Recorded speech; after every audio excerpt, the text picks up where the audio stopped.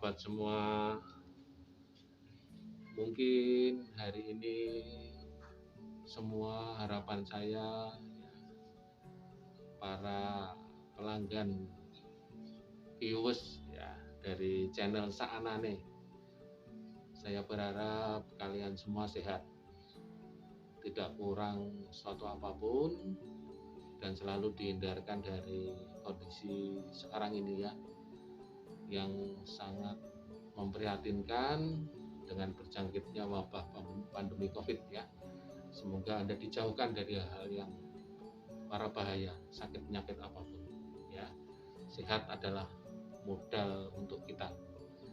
Di video kali ini, video yang kedua ya, seperti yang saya janjikan di video pertama, kita akan ngupas tentang kata buaya. Ini memang unik ya. Kita coba telusuri ya, kita bareng-bareng nanti, silahkan komen, kita telusuri juga makna dari kata buaya.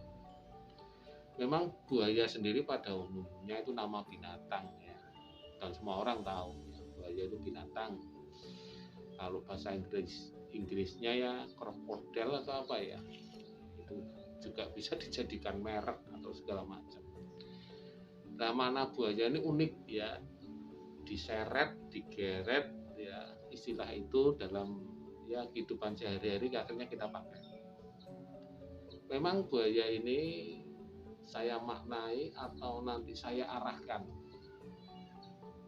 Makna dari kata buaya ini berkaitan dengan buaya darat.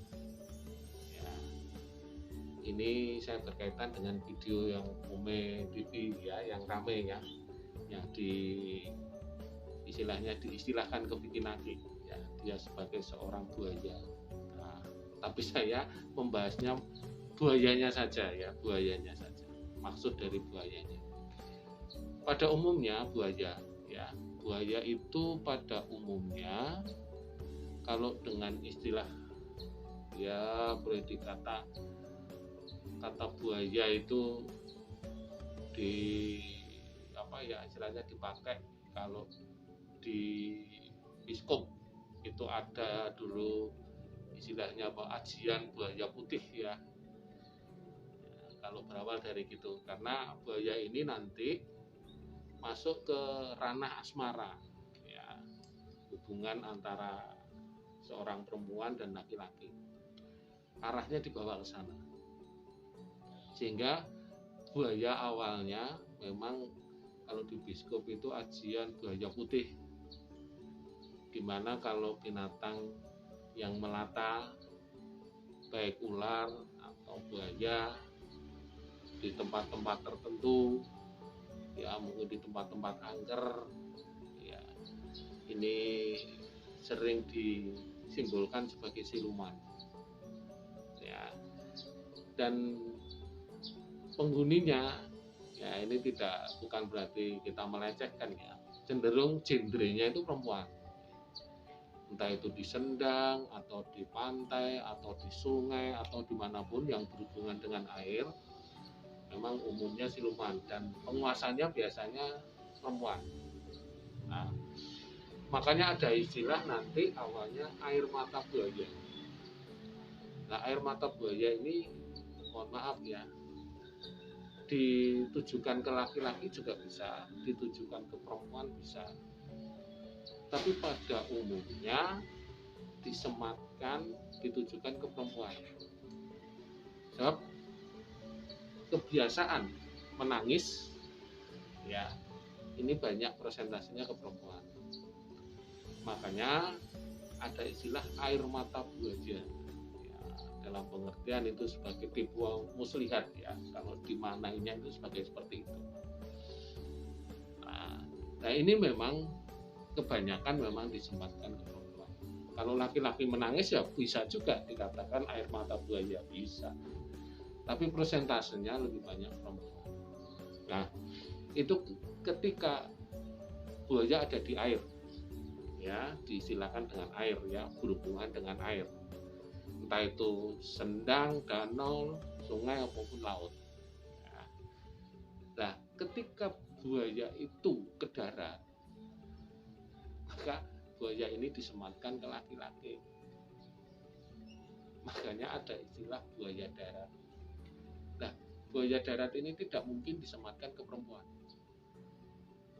Ya, mengapa begitu? Ya memang istilah ini muncul.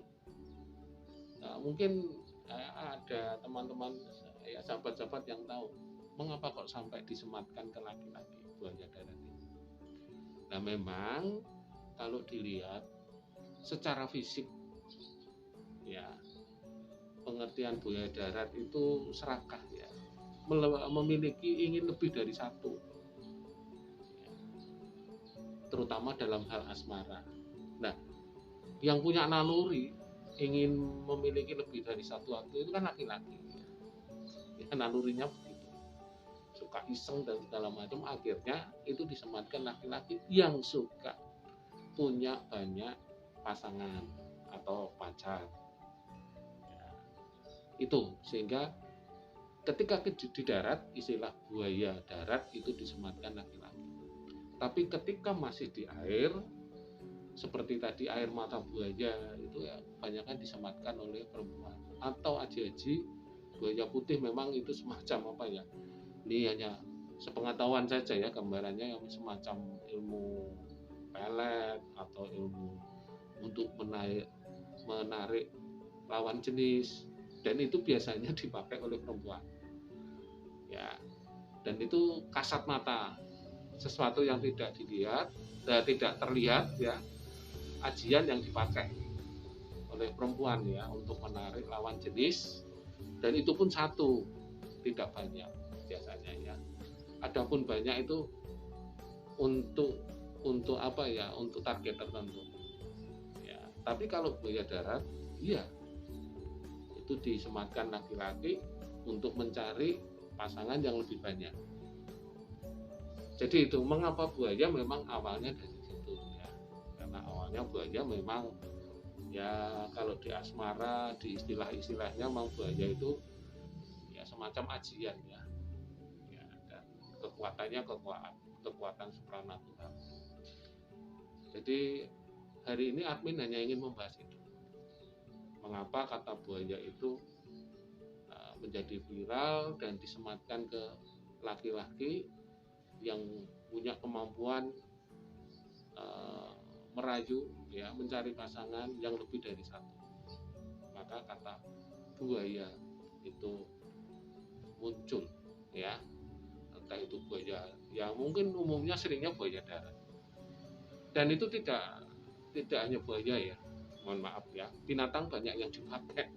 Nah, ini sekedar intermezzo aja menambahkan banyak binatang-binatang yang dipakai, seperti contoh ya, selain buaya itu ada kambing, ada babi, ada domba, ada kupu-kupu. Nah, contohnya kambing hitam. Nah, ketika ada masalah yang tidak ada solusinya, jalan keluarnya masih bureng, masih nggak jelas, makanya supaya ya menjadi rame, kita mencari kambing hitam. Nah, ini kasihan kambingnya ya.